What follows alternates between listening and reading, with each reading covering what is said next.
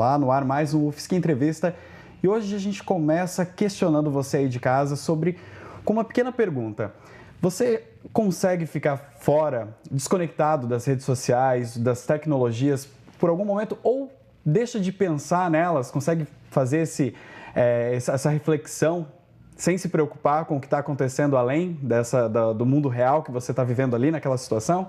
É sobre isso que nós vamos conversar hoje no UFSC Entrevista. O que a internet está fazendo comigo, ou seja, conosco, né?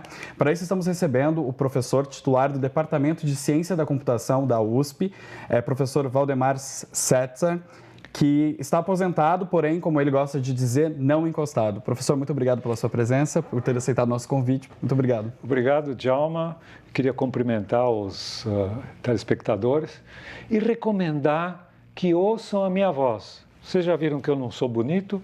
Hoje, dando uma palestra, né, bati no suporte da TV lá da sala de aula e fiz um belo corte aqui, então não precisa olhar para mim. Ouçam a minha voz, porque aí vocês não vão ficar presos à imagem.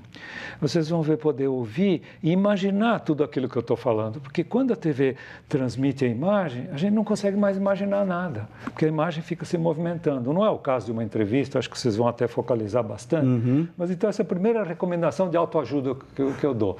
Quer aprender alguma coisa com a televisão? Não olhe para a imagem, só ouça o som. Preste atenção no que está sendo falado, né? No texto que está por ali. Para que se possa imaginar. Não é? E professor, muito se fala de que as tecnologias facilitam a vida, né? Elas até certo ponto realmente têm facilitado, mas elas têm deixado bombardeado as pessoas com informações e as pessoas têm se perdido, né? Na filtração ou até na compreensão dessa informação, como o professor acabou de dizer. Afinal de contas, qual é a maior crítica do professor com relação a esse comportamento do ser humano contemporâneo? Desconhecimento do que eu chamo a missão da tecnologia. Qual é a missão da tecnologia?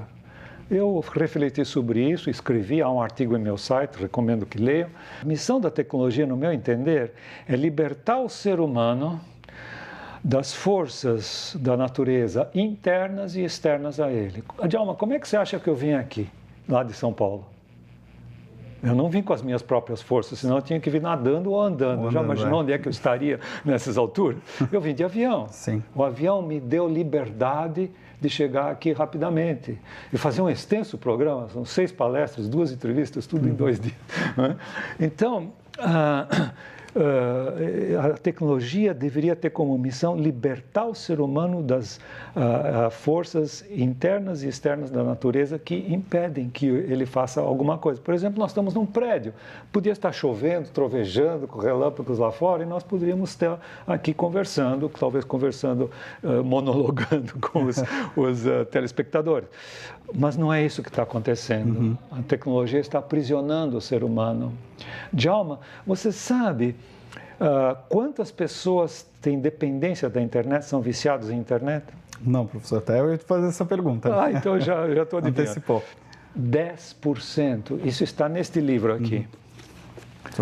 Esse livro, o título dele é Dependência de Internet. Manual e Guia de Avaliação e Tratamento. Muito interessante, houve uma edição brasileira simultânea com a americana, porque são 2 autores, a Kimberly Young e o Cristiano Nabuco de Abreu. Um é americano, uma americana, o outro é brasileiro. Ele é diretor de um centro de tratamento de dependência de internet que existe no Hospital das Clínicas da Universidade de São Paulo, lá em São Paulo. Não sei, talvez seja o maior hospital da América Latina, certamente o maior hospital universitário.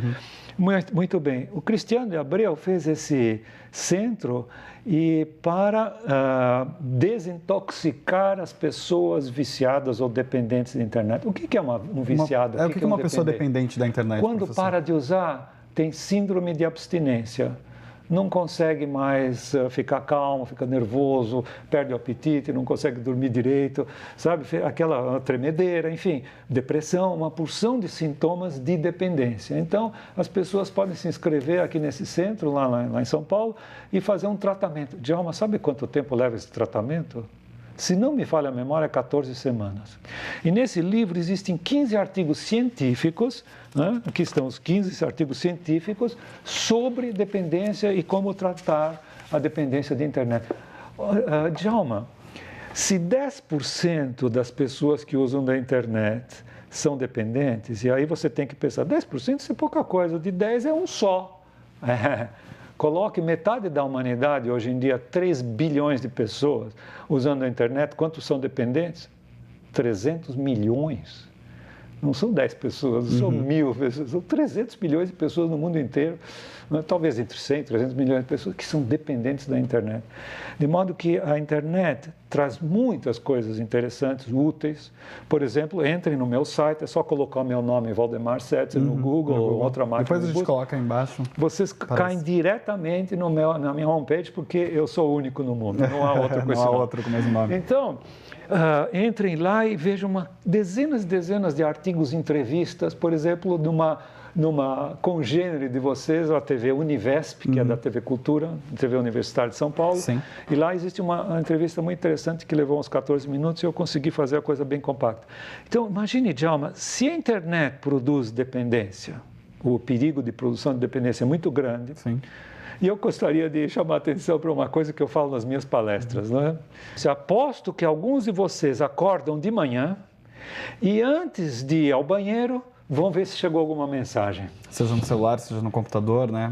Isso é dependência. Sim. Simplesmente não consegue se aguentar. Imagina, aguenta não ir ao banheiro, não aguenta de ver se chegou alguma mensagem, algum e-mail, enfim, qualquer coisa nesse estilo. É algo realmente preocupante isso, porque, por exemplo, quando eu vejo no celular uma notificação, aquela coisa fica chamando muita atenção. Tu não vibra e tu abre o teu celular, às vezes tu só quer fazer uma ligação e tu tem que se certificar de que aquele íconezinho tem que sumir. Exatamente. Parece que tudo te leva a isso. É o imediatismo, né? Exatamente. Então você quer saber o que aconteceu naquele momento. Podia deixar para 2 horas depois, não é?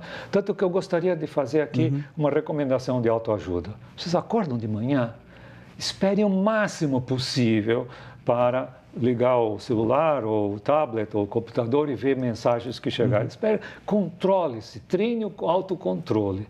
Inclusive saiu um novo livro de um famoso escritor, o Daniel Goleman, que escreveu o livro Inteligência Emocional.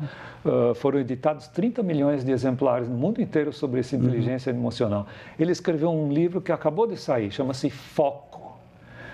Qual é a ênfase dele? Que, do ponto de vista da inteligência emocional, que é a mais importante para o sucesso profissional, como lidar com as pessoas, como trabalhar em equipe, como liderar, é isso que é inteligência emocional, saber ter sensibilidade social. Diz uma das coisas mais importantes da sensibilidade social, ou da inteligência emocional, é o foco, concentrar-se em alguma coisa, conseguir se concentrar. Bom, este livro aqui... Aqui, do Nicholas Carr, não, tá lá. Mas aqui também, aqui fica melhor a diferença. O Nicholas Carr, tá vendo? Escreveu um livro, O que a internet está fazendo com nossos cérebros? A geração superficial. Eu escrevi uma resenha dele que está no meu site, chama-se O que a internet está fazendo com nossas mentes? A gente vai fazer um rápido intervalo, você aí de casa continue conosco.